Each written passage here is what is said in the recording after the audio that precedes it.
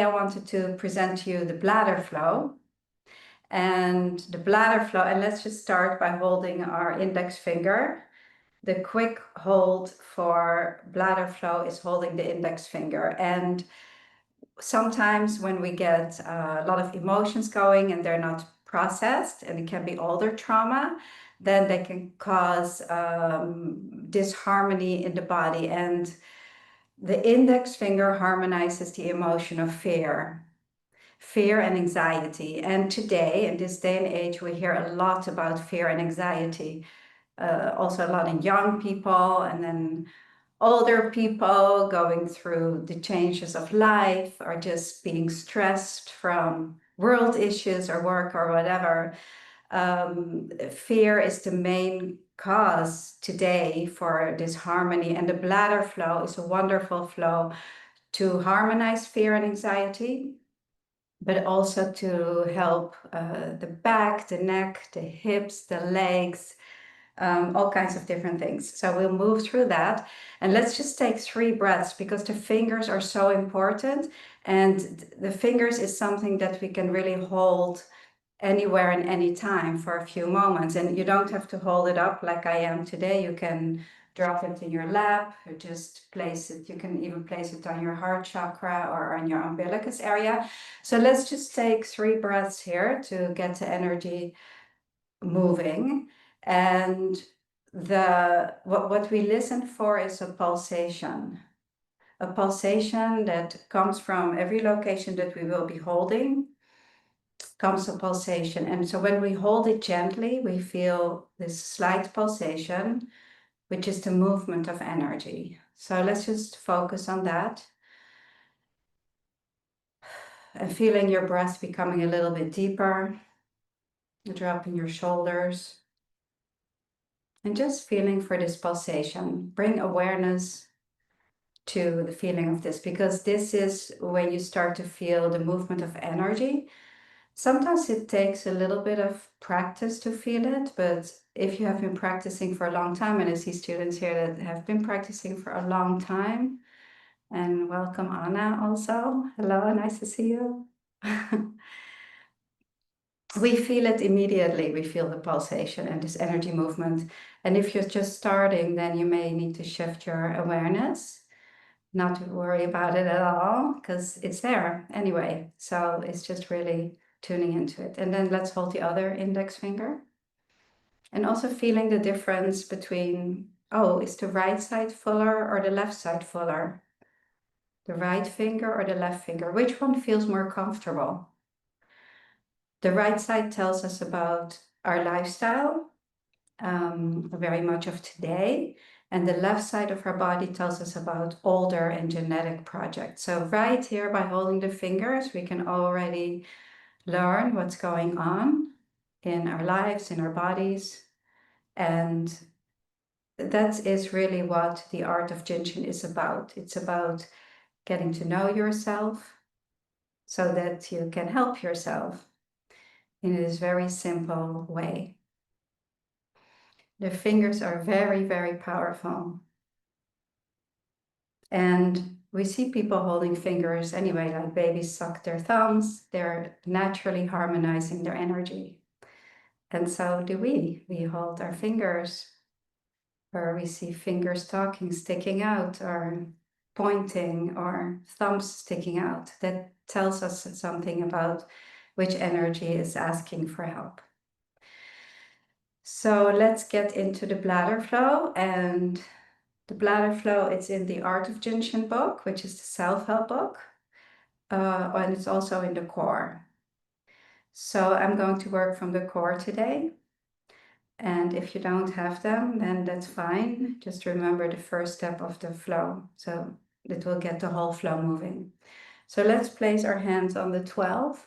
And if you know which side already is more in need, your right side or your left side of your body, then you can leave your hand on that side, cross it over like this, and place your other hand on the 25, which is the sit bone. Okay, so you can sit on your hand and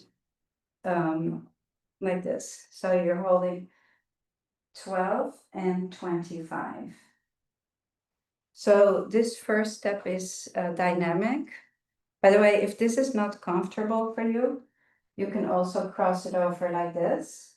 So whatever feels comfortable for you. And we recommend also that you, when you practice jinshin, that you are comfortable. You can be lying in bed or on a couch. I'm sitting up so that I can show you, but it's important that you're comfortable. Okay, so like this or like this. I like it like this because it's like a heart opening too, heart opener. So 12 and 25, the tailbone, they are the first step of the bladder flow. And the bladder flow begins, it begins right here above the eyebrow, where small intestine becomes the bladder flow, and then the bladder flow moves over the top of the head. This is the simple way that it moves. Moves over the top of the head and then down the back of the head, down the neck, and then in 3 lines, it moves down the back in 3 lines through the sacrum area where it goes up and down like this, and then down through the leg to the little toe. So this is a very important and good flow for back pain. If you have any kind of back pain, back projects, neck projects, head projects. So let's take a few breaths here, just holding 12 and 25, 12 and 25. Again, even if you just stay with the first step, you're well on your way. Again, feeling for the pulsation, tuning in to these locations. So as the energy begins to spiral from the skin surface to the core, we feel that in our fingertips as a pulsation. Very nice. So mine is really starting to move now. So it goes through different textures. So sometimes the pulse may be really quiet, or sometimes it may be louder. Depending on where it is in the spiraling, it's moving through the different cycles of energy. The function of the bladder flow is muscle. So that means that it helps any kind of muscle project as well. Muscle pain, muscle disharmonies, muscle diseases, chronic muscle pain, cramping, anything like that. So if you feel a nice pulsation now, let's move to the second step, which is we take our hand off the sits bone and moving it to location number 8, which is located right here. So you can make a figure 4. Just gonna move back a little bit so you can see it clearly. Here, it's here. So you can use your thumb if that's easier, moving your thumb in there in 8. So 8 is located right here. Here's the knee, right? So you're right on the outside of it, on the lateral side. So you can stick your thumb in there or place your fingers. However it's comfortable. Sometimes I do it like this. I come around like this, which is easy for me, like this. So then I sit in figure 4. Again, if you're lying down, it's easy because then you use the gravity of your body, right? And you can be in a figure 4. So it's true that we're not just lying flat on our back, and so we move around a little bit. When we practice jinshin, some of the flows they only work on the head and the neck, so maybe that's easier. But if you really need a bladder flow for if you have any of these symptoms, then it's something to do. It is an activity, so to speak. The 8, this is number 8. So this is location number 8 on the back side of the knee. And the 8 is very important for our metabolism also. So 8 connects heaven and earth. It's an 8, figure 8, connecting heaven and earth. So in Jinshin, each of the locations, they have a spiritual aspect and a practical aspect. always, and they tell a story. They tell a story that you can relate to your body. And that's one of the beautiful things. Like the 8 will have a different meaning for Anna or Alicia than for me, because you can apply it to what's going on in your life. And that's why this art is really, really beautiful. And you can relate to it in that way. So 8 is also, you can imagine, good for knee projects and energy into the legs. So this flow is great for leg pain. And as if you look at the flow, which I'm going to show you in a few minutes, you will also see that it moves through the back of the leg. So if the 8, if the back of the knee, you have like a, it should be concave. If it's convex, then that's a bladder need. So there's many different ways to determine if a bladder flow is useful for you. So let's take one more breath here. And then let's gently take our hand off 8 and we'll move it to 16. And 16 is located, I don't do this flow too often because it's difficult to show. Here, 16 is located right here. I was a dancer, so it's easy for me to lift my legs. So again, you can cross your legs and move it around like this, right? Or you can skip it and just wait at the 8 for us to go back up, all right? But 16 is wonderful also to clear the head. So the bladder flow, again, is great for headaches, depression, anxiety, anything related to when the energy is stuck in the head. It's a descending flow. It moves out of the head down. And if you suffer from headaches, then 16, you will find some tightness or tenderness in the 16. I'm going to show it again to the group here, the meetup. 16 is, so here's the ankle bone and it's right below that. That's 16. Right, so as a quick hold, if you have headaches, you can also just hold 8 and 16 together. That's a quick hold to harmonize headaches and bring the energy down. So let's take one more breath at the 16.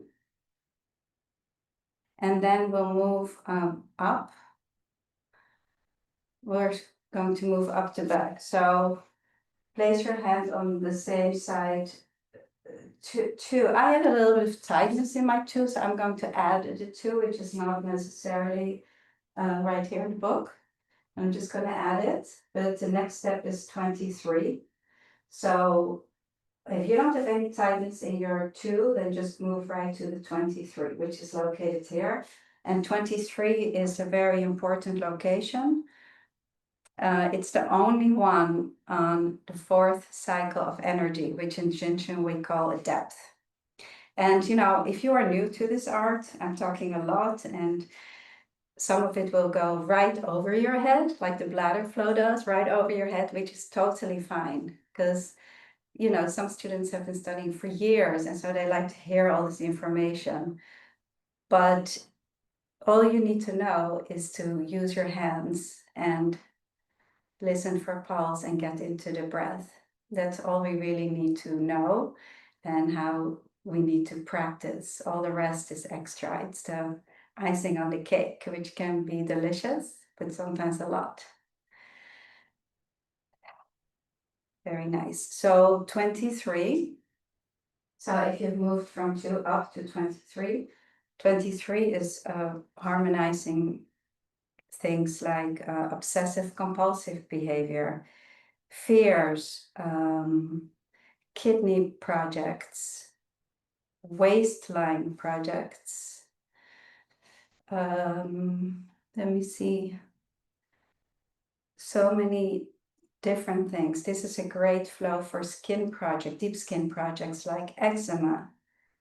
Often eczema comes from stress, be it very old stress or new stress. It's a little bit deeper. So bladder flow is really good for many, many things. And then the flow moves up the back, but if this is hard to read, just go to 3 here, number 3. You can skip this. You just go to straight to number 3. And this is very comfortable to hold, or for me it is for sure. So 3 is responsible for our immune system, exhaling, inhaling. And that's the last step of the flow, really. So let's just take a few more breaths here. And again, feeling for the pulsation. So by now, probably your energy is moving and the pulse is accessible. I like to hear, by the way, after if you are feeling it. And just take some inventory if your 12 has softened, if it has changed. Because as we're holding it, these locations open. And as they open, the energy moves through it and our bodies begin to harmonize. So just a few more notes, what this helps. It helps bloating in the body. I've said a lot of them. Also, if somebody is jerking a lot, sciatica, ear projects, muscle, back pain, neck pain, hip pain, sciatica. If there is dryness or like eyes too dry or too teary, that's also bladder. Let me see, if you put a lot of salt on your food, salt is also related to this cycle of energy to the 4th depth. So let's gently take our hands off and we'll hold the first step of the other side. So 12 here, 12 and 25. Just taking 3 breaths here.